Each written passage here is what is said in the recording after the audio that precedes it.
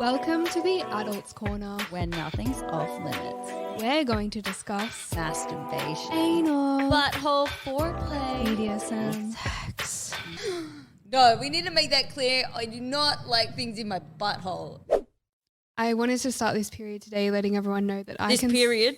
You want to start the period today? Well, period is on my mind. I wanted to start this podcast today telling everyone that I can smell that Cherry's period is on its way.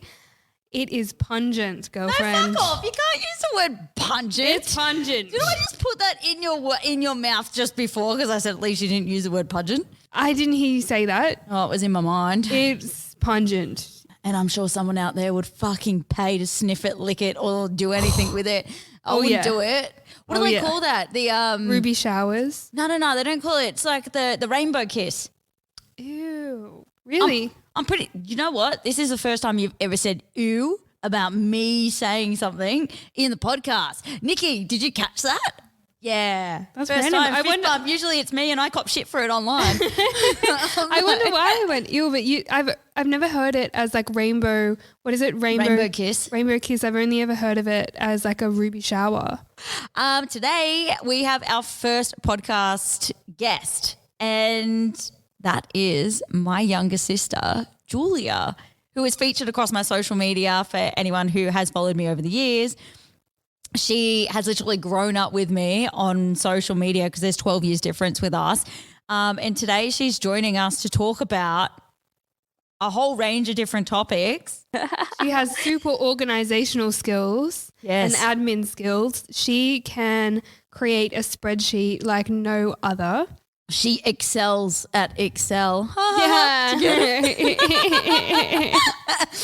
And I've got all the You've dad never jokes looked today. more like a dad, Dana. You're drinking VB and making horrible dad jokes. So Today's topics, like we're going to cover a fair few different things. So this is an extension from last week. So Yep. we talked about cyberbullying and we wanted to get Jules on as a guest today because she has experienced some cyber drama, you could call it, in the past. Yeah, some stalking behavior. She's kind of copped it.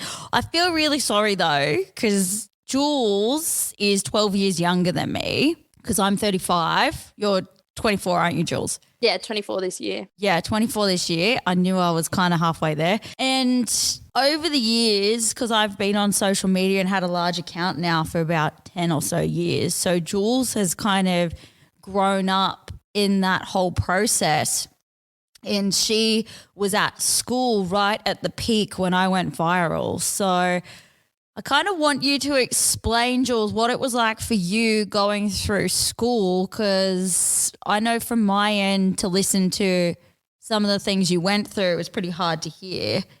Yeah, so like obviously going through school, I was somewhat of a tomboy. So I wasn't friends with a lot of girls. I was friends with mostly guys.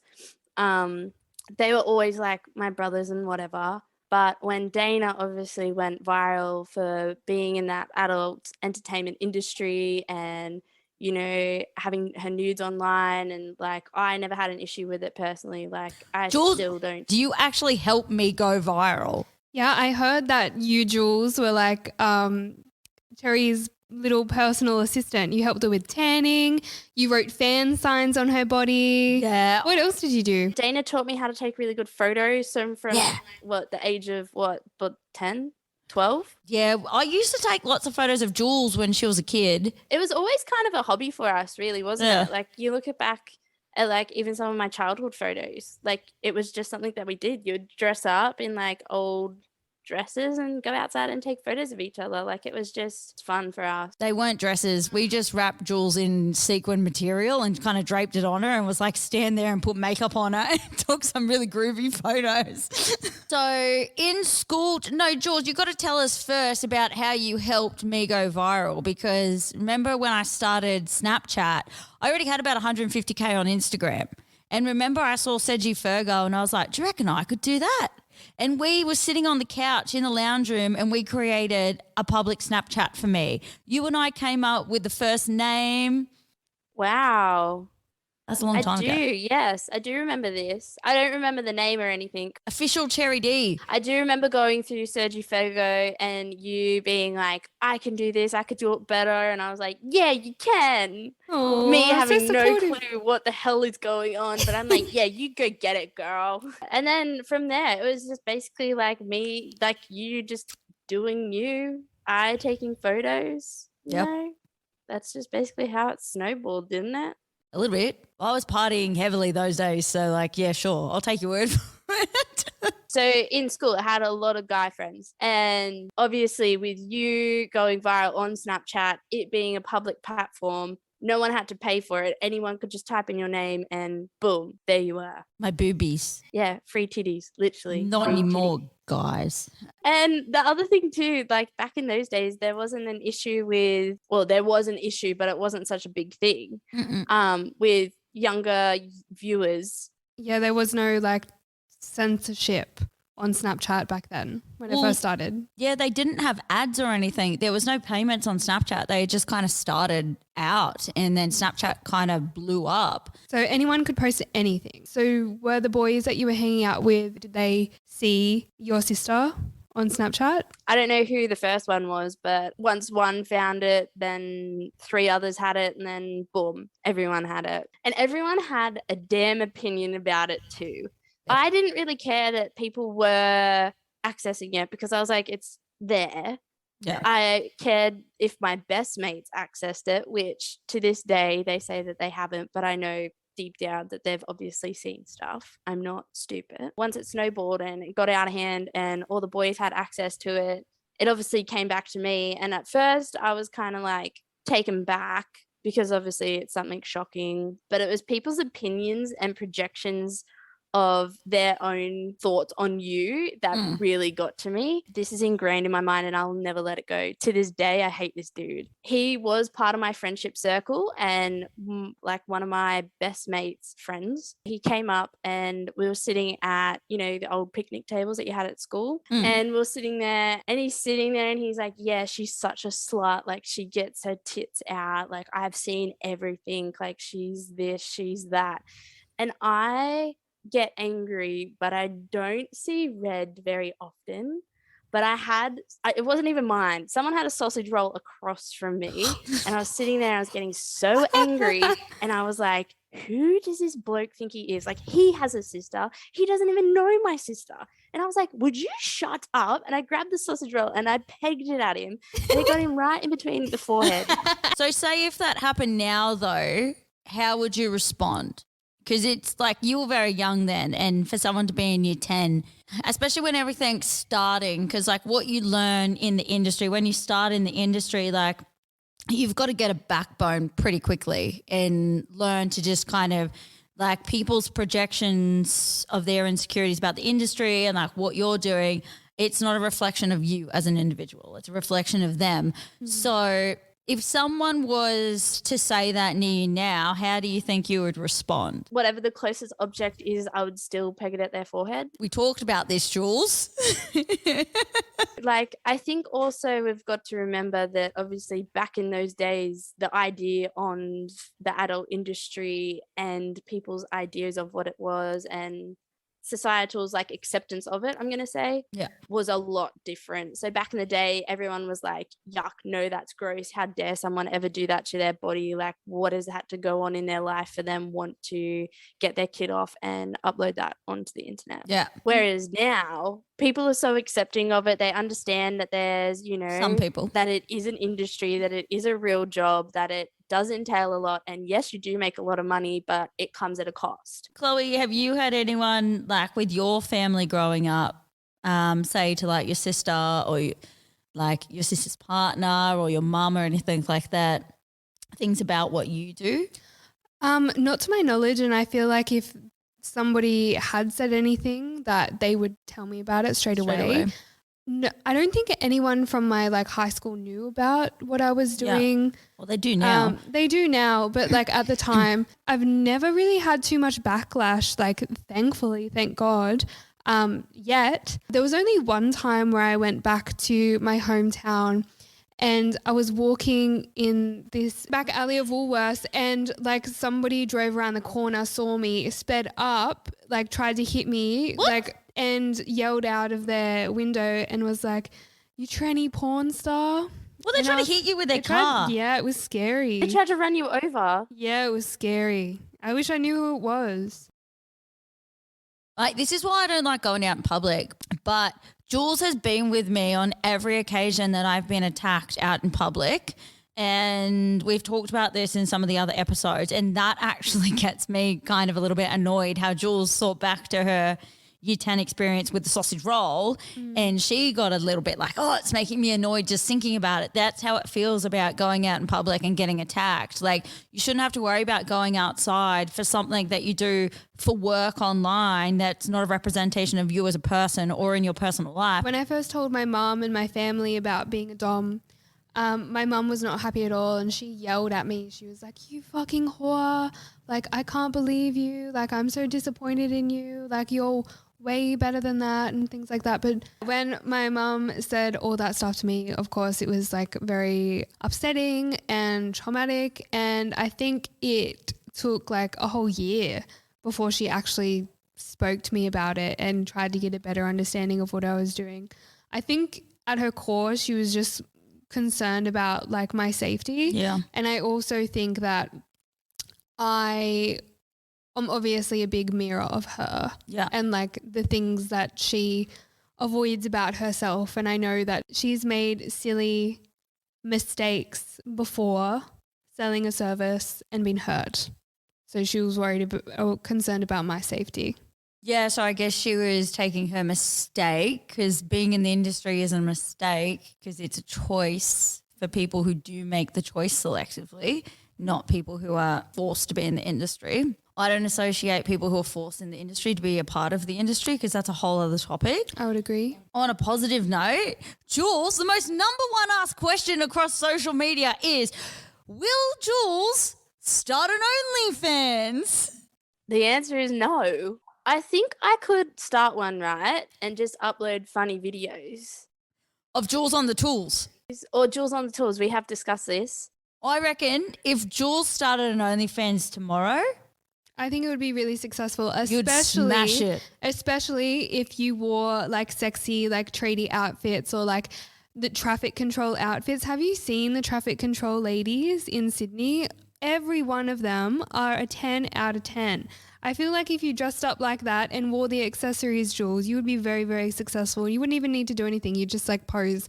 Just hold a screwdriver and pretend to screw something and be like, yeah. And just have like good captions that create a story, get their minds whirling. Creating IKEA what are they called? Flat packs. Just constantly pumping out flat packs. That will be my content. Jules building flat packs. you could like totally build a story like in the caption and be like, you've inquired with IKEA to have your new wardrobe built, and I knock on your door wearing my like sexy tool belt and I step inside with my knee-high socks and my big workers Chloe, boots. have you thought about this previously? Like, is this something that you've pre-planned in your mind and you're now just spilling the beans? No, I'm just really good at role play. This is how Chloe's envisioned you, because Chloe, before you came on, Chloe's like, she's sexy. And I'm like, that's my sister. She's like, but she's sexy. And I'm like, sorry, Jules. So when Cherry's social media was going viral and growing and growing and growing, your social media also started growing and growing and growing. Do people treat you differently because you have a larger than average social media following? Yes, I definitely would say that. I'm an unexpected person to have a lot of followers. Like, I've met people all throughout my life who are like, oh my God, yeah, like let me add you on Instagram. And I'm like, oh yeah, sure. And they're like, oh my God, why do people follow you? Like, how do you have so many followers? And it's like, because it's me. No jokes. I'm always like, my sister's got a big account. And then that's how she gets new followers. It's just a flow and effect. So you're welcome, Dana. oh yeah, I get all my followers from Jules. But I would definitely say, like, especially meeting new people, they always have like 1,000,001 questions about how many followers I have, why I have so many. A lot of guys like to, downplay it. They're like, oh my God, you pay for followers. I'm like, Lol. You think I have enough money to pay for followers? You're a fool. Like, they just downplay, obviously, Dana's account then too. And I just think you and your 200 followers and 4 photos can fuck off. Remember when you were at school, Jules, and the girls you went to school with?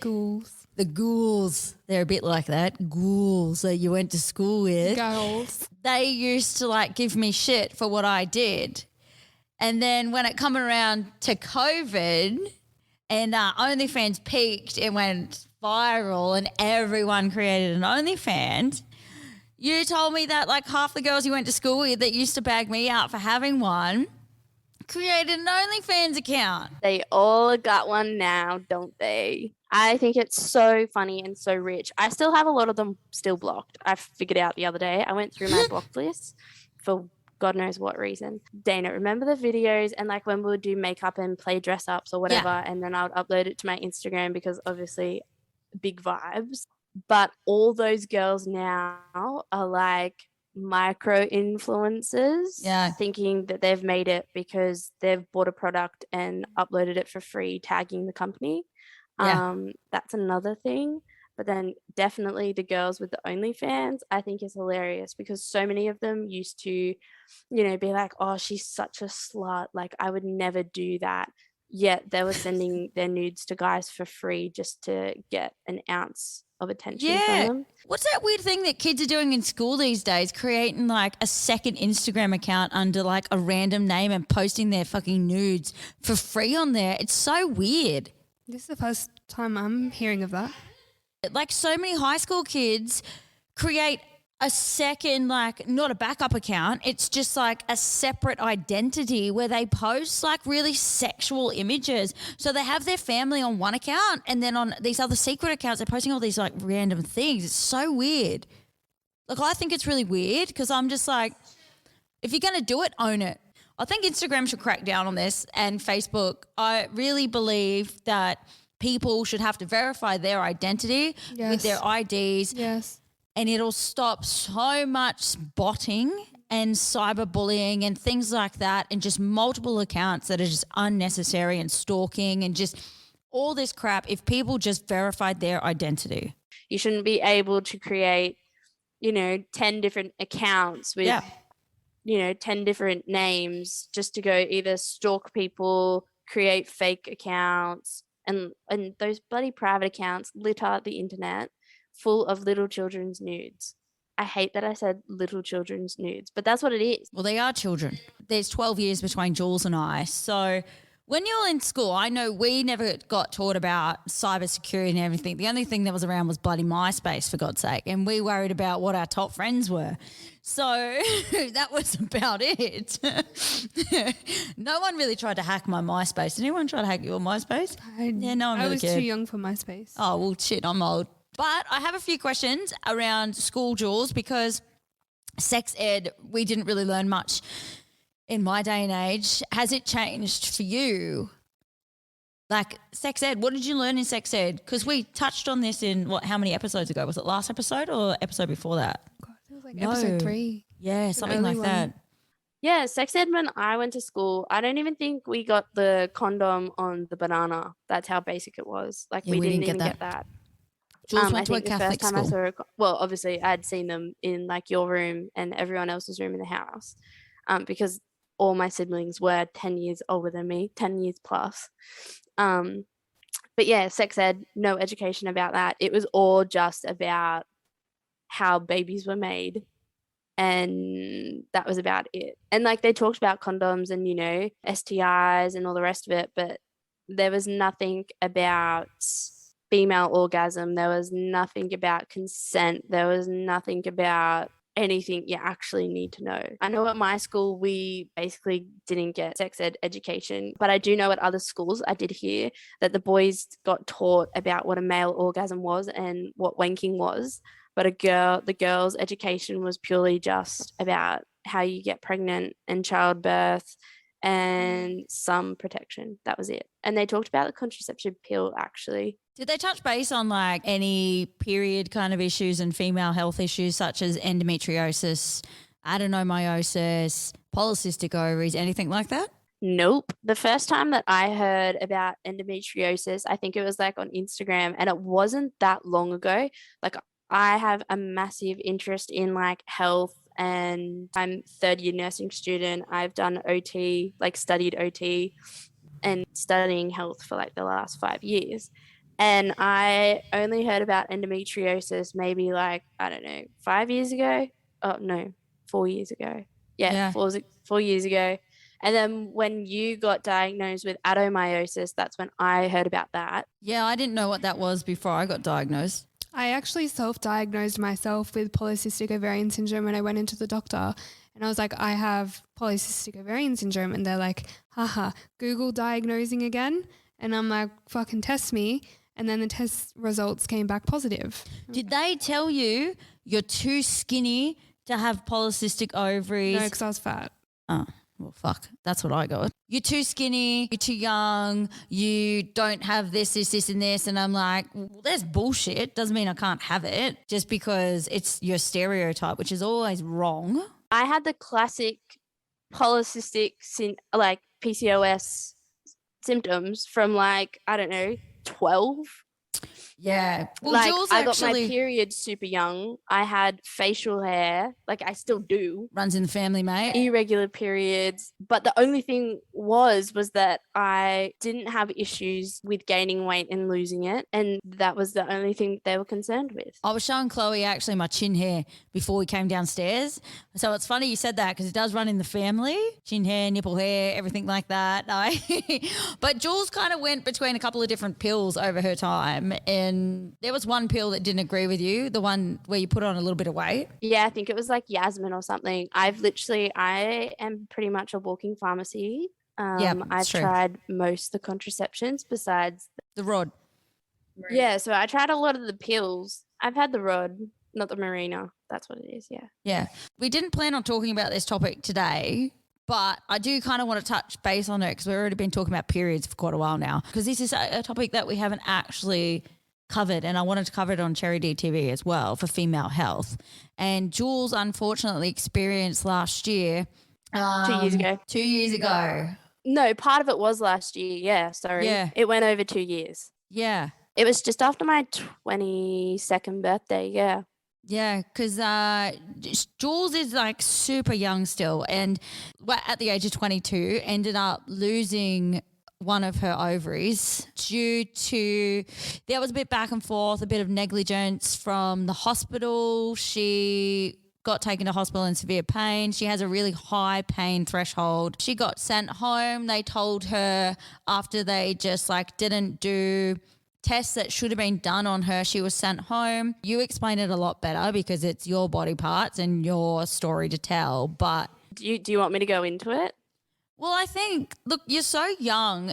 You do want to have kids eventually one day, and to have that limited by losing a reproductive organ, it's very disheartening that it could have been avoided if people had done their job properly. And I feel like it's due to negligence that there's so many people that aren't educated, especially in the health system, around female issues.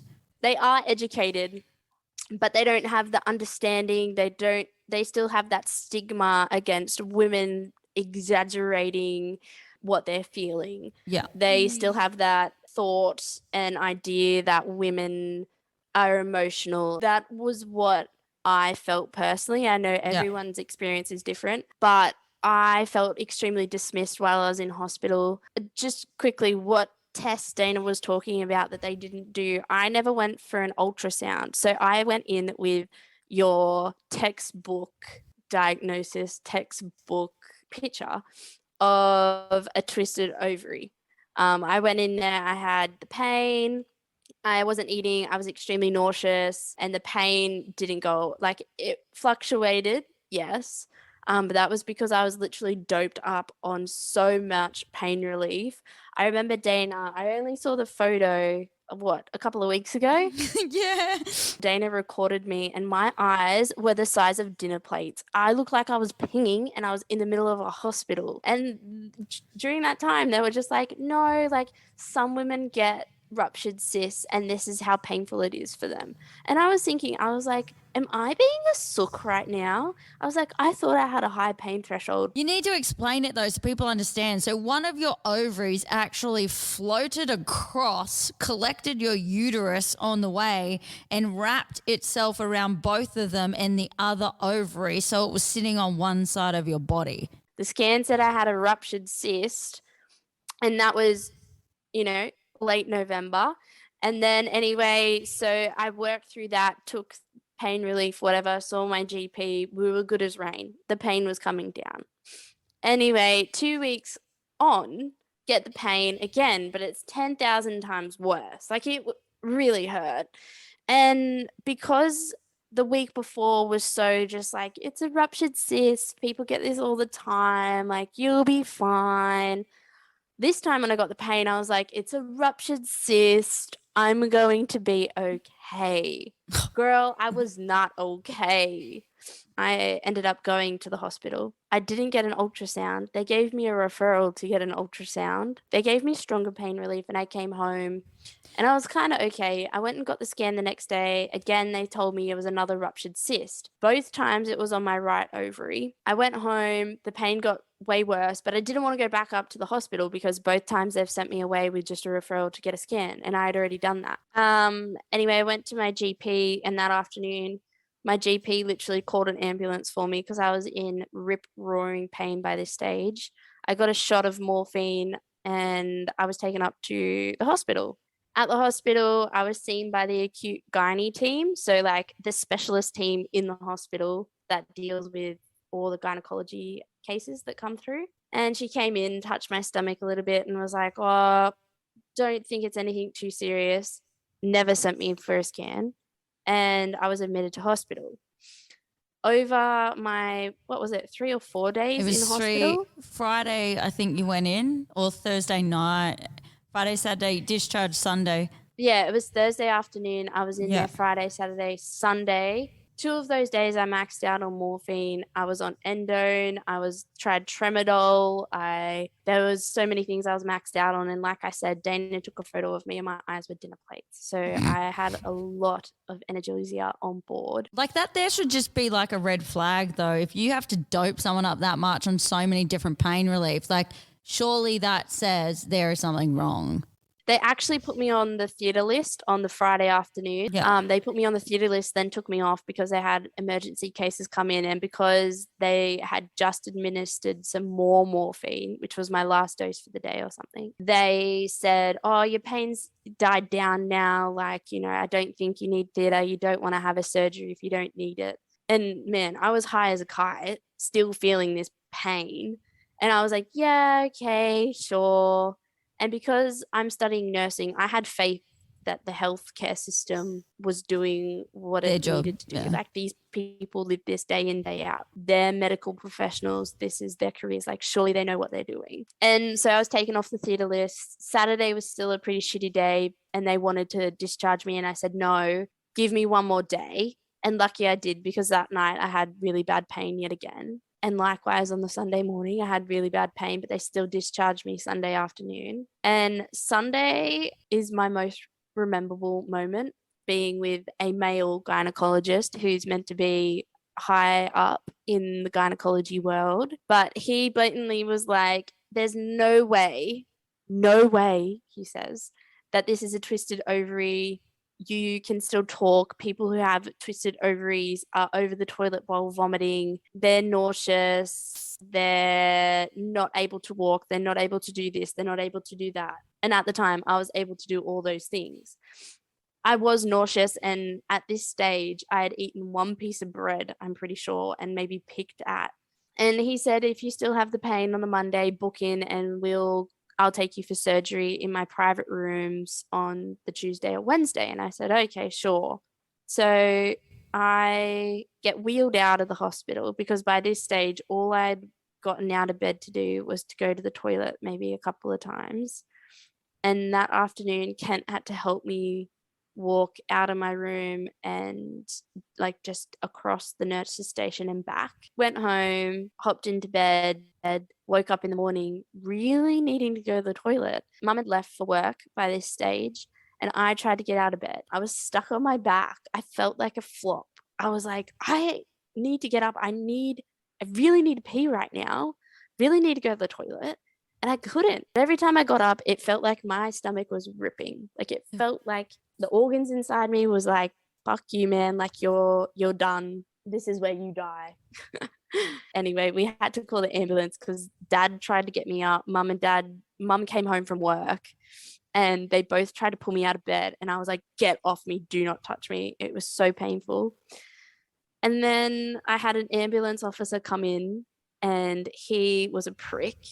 Yeah. And he was like, you have pain relief here. Like, you need to take it. Like, I'm so overcoming to calls when people have medication and make them better and they don't take it. And I said, what? I was like, I'm not in pain. It's only when I go to move. Like, I know that sounds silly now, but because I had taken so much pain relief, I hadn't been to the toilet. I hadn't shat in like 4 days. And then he like touched my stomach and I smacked his hand. I was like, don't touch me.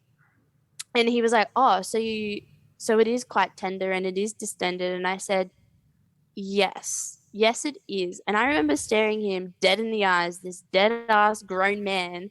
And I was like, do you really think I would call an ambulance to come get me out of bed as a 22-year-old female laying here in my undies and my old t-shirt needing help to get out of bed? And he was like, oh, like, sorry, like, let's get the green whistle on board and we'll try and get you out of bed. We got out and it was the slowest, most painful walk just to get out of bed. Like, they had to lift me like a plank, that I couldn't bend at all. And even just trying to walk from like my bedroom to the ambulance was just ridiculous. And by that point, the guy apologized for being a prick. He's like, I just see so many people that can help themselves and they don't. And he's like, I hate to say it, but it is a waste of our time because there are people like yourself who do need help. So I went back to hospital. It was a young doctor that saw me and she was about to discharge me. And she's like, can I just have a feel of your stomach one more time? Like, she's like, I just want to cover all areas. And she touched my stomach again. And then she was like, and I had a lot of pain. And she said, no, like, I want to send you for a scan. So I had been in hospital now for 4 days. No one had sent me for an ultrasound. This young girl was just like, yep, okay, let's send you for an ultrasound because, you know, that's what we should do.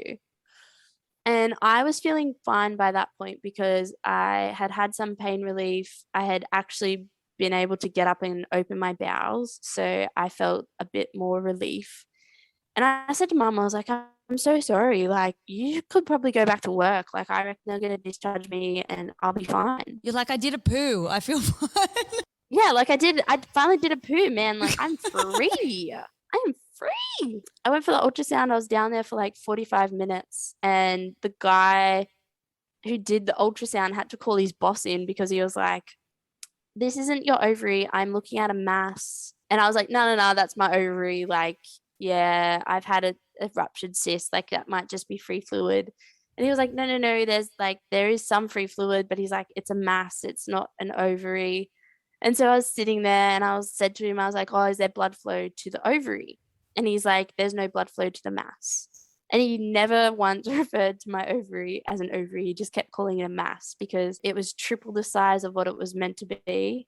And you couldn't see my uterus or my other ovary. Like, it was all just blocked. Anyway, his boss came in and, you know, having an internal ultrasound, and these two, they were quite attractive doctors. No, I never met him. Yeah. So then I was rushed into surgery after that. And I had the doctor who had told me that I was going to surgery when I first was admitted, who told me that I was off the theatre list. On the Friday, tell me that my ovary was now a medical emergency. She never said sorry, but in her eyes, I could sense that she was like, fuck. And I just remember her leaving the room and me crying because I was just so overwhelmed by what the fuck had just happened. The photos that they took that you got images of are quite disturbing because we wanted to do a blog article and a lot of articles for Cherry D TV that touch base on these topics because I feel like they're very censored across social media, females speaking out about any problems they've had or any health issues that they do have around ovaries, uterus, periods. I know the topic around period is censored a lot online, which is quite strange because females giving birth to babies, you can literally post that on Instagram and see baby coming out of vagina and breastfeeding, it's okay. But for females to talk about having a period is meant to be disturbing and disgusting, which is quite alarming. Even when you raise topics with males, they don't want to talk about females having their period. They turn their nose up in disgust, and it's like, but it's a body issue. It happens, like, not an issue. It's just like a regular occurrence for almost every female woman. So they untwisted my ovary. Yeah. And after the surgery, I found out my ovary had twisted actually 5 times. So normally a typical twist is usually once or twice, but my ovary had twisted 5 times on itself. And the doctor, she was lovely. The lady that did my surgery, amazing and absolutely great energy to wake up out of anesthetic and have this nerd. She is such a gynae nerd over me being like, I took some awesome photos of your ovary. And because obviously, like, I'm studying nursing, so I have an interest in it too. And I'm like, wow, like, show me these images of my twisted little ovary. Yeah, so my ovary had twisted on itself 5 times. So I was discharged with an ovary that had twisted on itself 5 times. I was walking around with an ovary that had no blood flow and was just this mush inside of me. Yeah, because they decided not to remove it. So they decided to untwist it and let it try and hopefully get circulation again and maybe come back to life. So they made that decision because, one, I hadn't had kids and they wanted to give it every fighting chance to recoup itself. And because I was so young, and, you know, the body's a magical thing. So she told me there and then, she's like, there's basically 1 or 2 things that could happen. 1, blood flow restores, ovary's good again. 2, you lose the ovary. But not even physically for your body, because that's all just exhausting just listening to, and the amount of pain you would have been under. The mental toll as well, to have to realize, not like even at any age, to find that out that you have a twisted ovary that's been twisted 5 times and it had no circulation to it and it's pretty much borderline dead inside your body. That is shocking news for anyone. But at 22, like, I remember when I was 22, I hadn't even made my mind up if I wanted kids then or like marriage or anything. So for you pretty much to be like, well, that choice has half been taken away from me is quite alarming, and mentally and emotionally it's like very tasking on you. Like, it was a big trauma to go through because it was a very mental taxing thing, like not being heard, being dismissed. Like, that was my biggest thing at that stage. It was later on when I actually had to get the ovary removed. I had to go into the private system, seek out my own new gynecologist because I was still having pain. I couldn't exercise without getting pain. I couldn't have sex without pain. Poop pain, not poo pain, but because of the pressure that was in there and because the ovary was still inside, I had pain. It wasn't until I went and had that second surgery where the gynecologist had no other choice but to remove the fallopian tube and the ovary. It wasn't until then that it had sunk into me that, you know, this can actually impact me having children. This is now, like, I've got to think about, like, my future.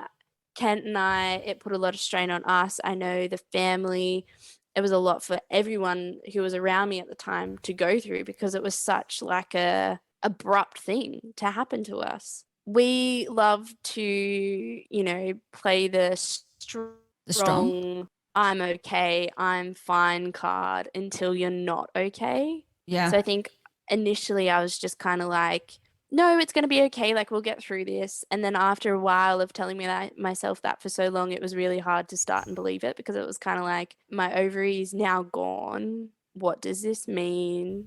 It wasn't a fault of my own because I had sought help. I was in the hospital. Could the outcome have been different had they have done the correct interventions? Yeah. That whole very traumatic experience that you had with being dismissed and being neglected by the medical professionals caused you to then have to lose your ovary, and then at 22 years old having to really think like, oh, like what if I want to have kids one day? That led you into looking at alternative options for having children in the future. Yeah, so I made the decision to get my eggs frozen. You know, the doctors say, like, we don't know whether this will affect your fertility. It's a very hard thing to judge until I do go to have children. But at 22 years of age, and Kent will hopefully be my partner for life. Yeah, it was a decision I made just to cover my own ass, just because you can't predict the future. You don't know what's in store. And I think I would be silly if I didn't freeze my eggs after having that happen. But unfortunately, I only had, what was it? I only ended up with 6 eggs. And my gynecologist had a good chat to me, and she basically said, like, we want to make sure that in the future you do have the best chance. And unfortunately, if you do have troubles falling pregnant, that you do need that safety net. And I 100%, before I'd even gone in, once I heard that I only got 6 eggs, I already had in my mind that I was going to go do another round. Yeah. Kent's also had some issues with his health, and we've decided that we're just going to do embryos next time. People are like, oh my God, that's so cute that you're making that step together, and what a great decision you've made. It sounds like you've really thought about it. No one ever talks about the pressure that that puts on a relationship and how much you do have to grow up. Most 22-year-olds, most 23-year-olds aren't going around thinking, oh, yeah, me and my boyfriend, we're going to freeze some embryos because we're going to have babies together in the future, you know, look after my body because I need to make sure that I have eggs in the future, or I need to save up this amount so I can pay for these eggs or pay for this next round.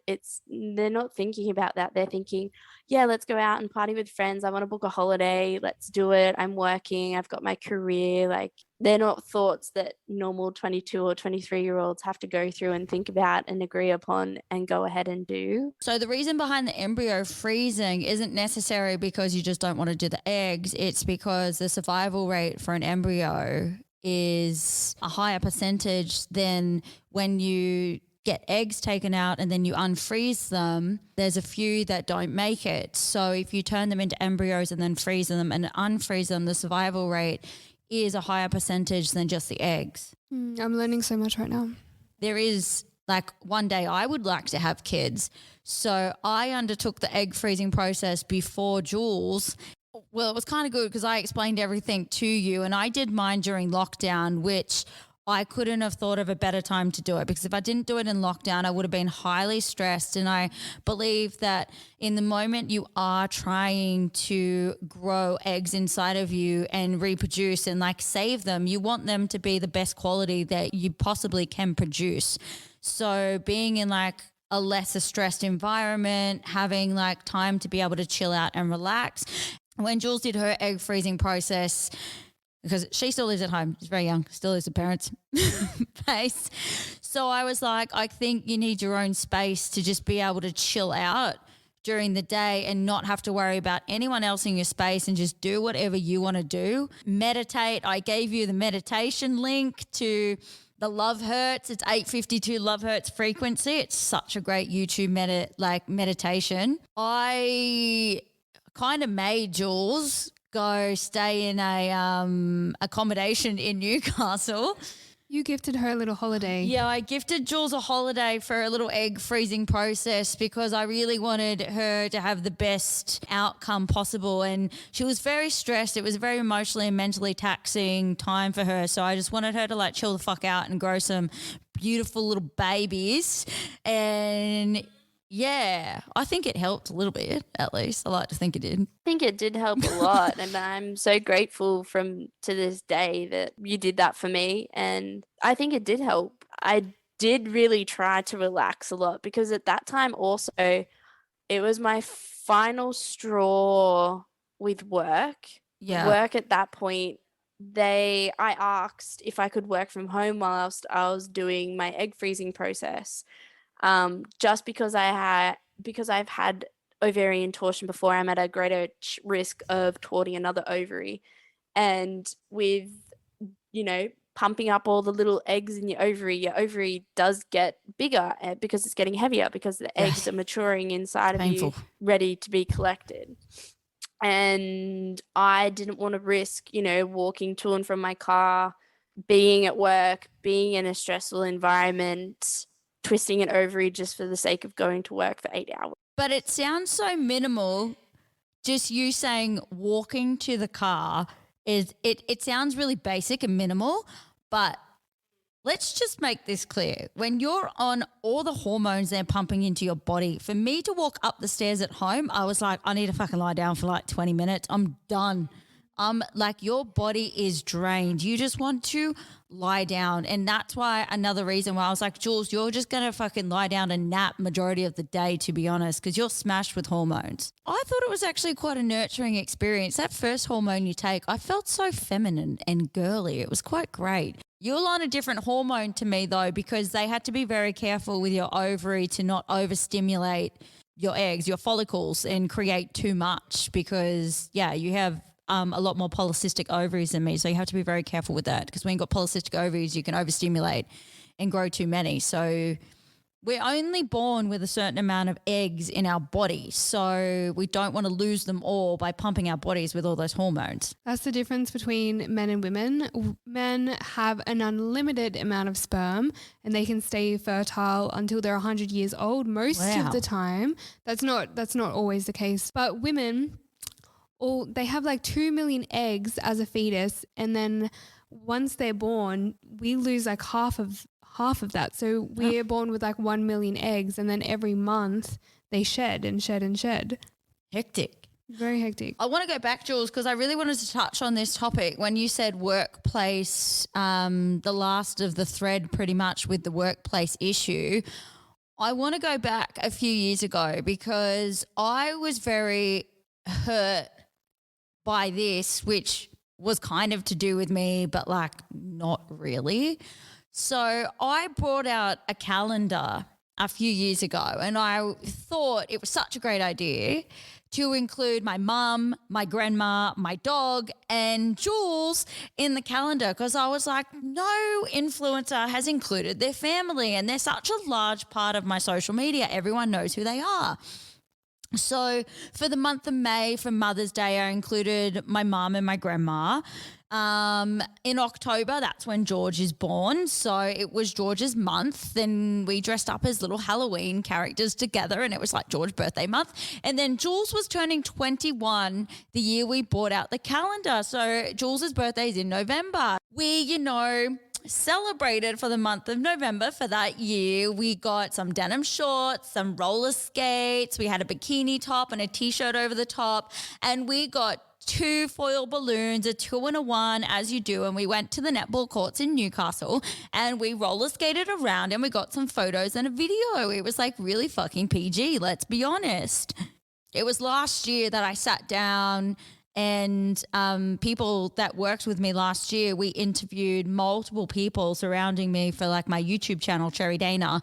And I really wanted to give insight from my point of view from what it's like to be involved in the adult entertainment industry. No one talks about the ripple effect of how it impacts your friends, your family, your work life if you've still got a regular job.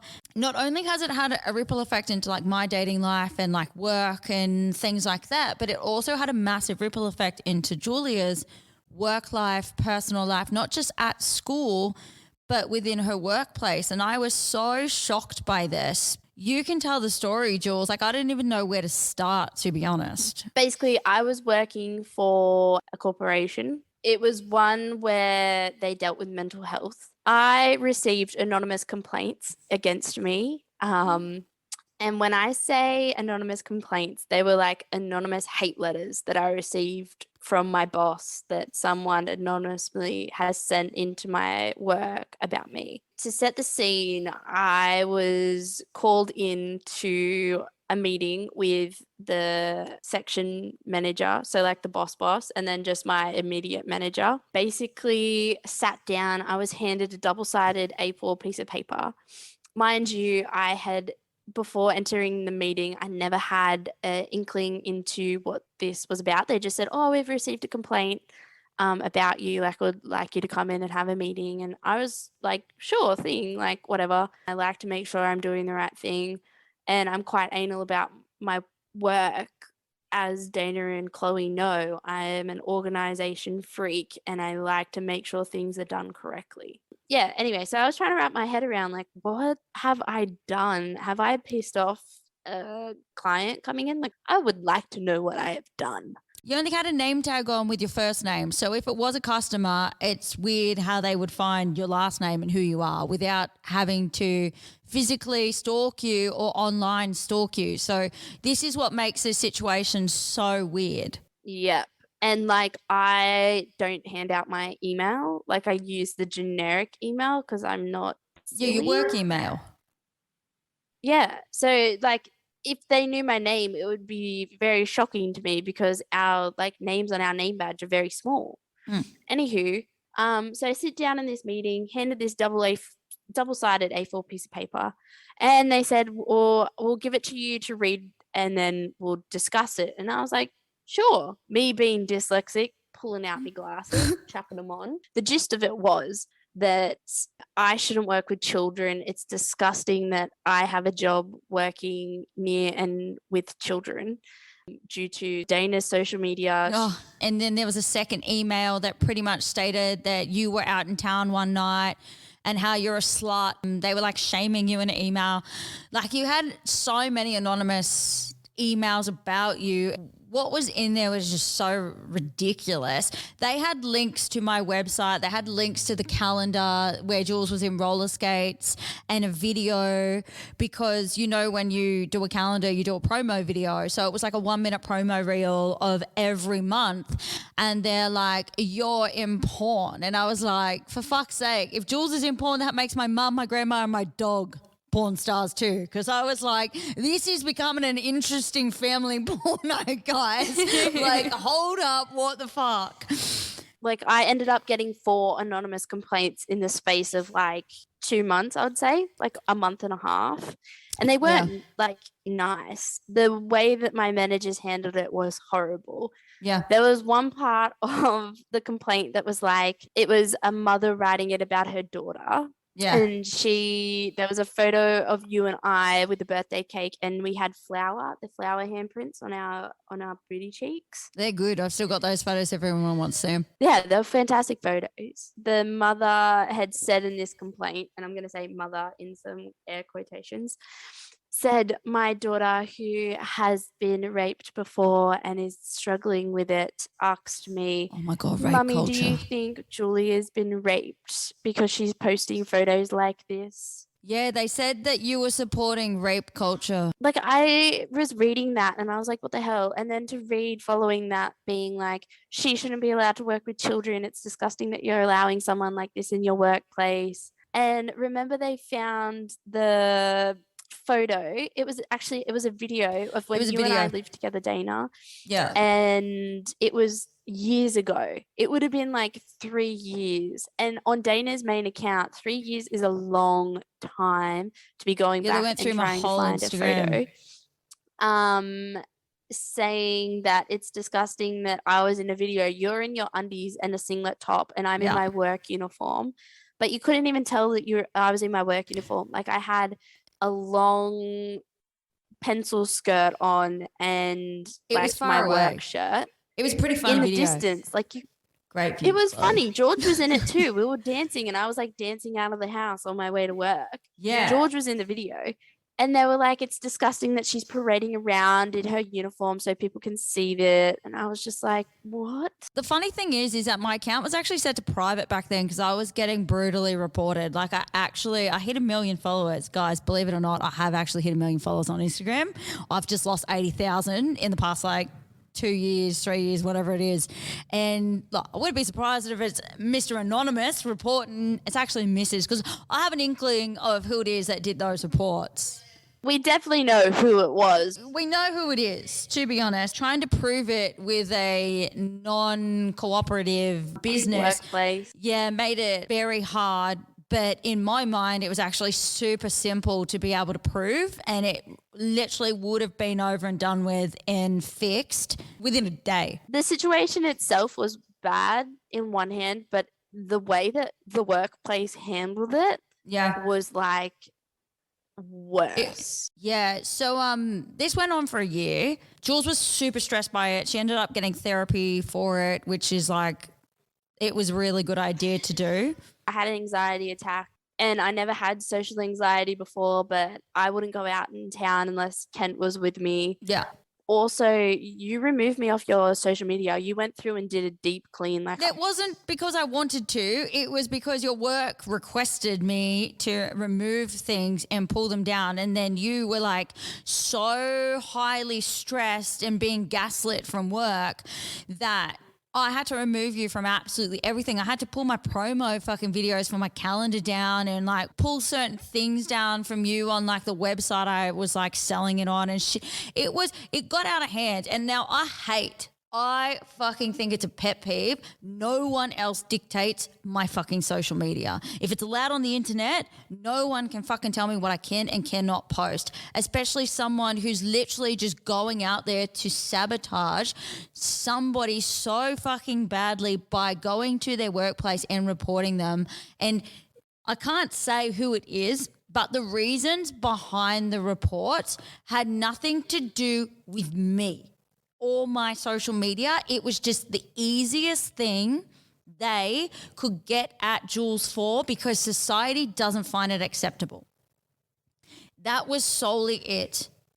And it was disheartening. It made me so upset. Like, even talking about, like, I reckon I could cry. I said to Chloe before we even talked about this today, I said it makes me really furious that like someone has come into your life and has attacked you simply based off like me being a part of like the adult entertainment industry. It's really fucking unfair. And I just think people need to like, one, find a fucking hobby, and two, like understand the industry, and it's actually not harming you because Jules hasn't done anything to be a part of like your personal life. What I do isn't affecting you. I don't actually know you. I'm not interacting with you. What I put on the internet is for you to search. It doesn't appear on the homepage of your Google. No one's forcing you and like putting a screen in your face, making you watch me half naked on the internet. You are actively going to search this yourself. So whatever you what's the word for it? Like subjecting yourself to, it is your responsibility, and you need to take accountability for your actions and what you're doing. Like, it is a joke, and it's honestly really disheartening that society isn't educated on these topics, and then they attack people for it that aren't even a part of the industry, and how much of a ripple effect it has. But we do touch a lot more on this on the YouTube, and we interview like mum, we interview my grandma who's like 94, and she talks about some of the shit people have contacted her about me being in the industry and just trying to tell her things. I'm like, this is my family. Like, I literally grew up with them. Do you really think they don't know? Like, I know a lot of industry people may hide it. And, you know, I was one of them for a few years. I was like, yeah, I just do lingerie. Next minute, oh, sorry, I'm topless on the internet. Okay, guys, I actually do topless. And then it's progressively gotten more. But if we had the opportunity to make these conversations a lot easier, people wouldn't feel the need to attack or to think that topics are so taboo. It should be easy just to be able to open and communicate effectively with each other around these topics. Like, we all have sex. We're all fucking naked. We're born naked. Yeah. Like, to receive payment for it, it's literally just another job. You're more than just your job as well. You're more than just an OnlyFans creator. Like, you're a human, and you live a pretty normal life from what I see. Apart from Chloe making me drink water out of a bowl. Exactly. I live a pretty normal life. Yeah, like working in the adult industry is just one tiny little aspect. And I feel sorry for people who put others in boxes, because that's really limiting their view of the world. 100%. And it's sad.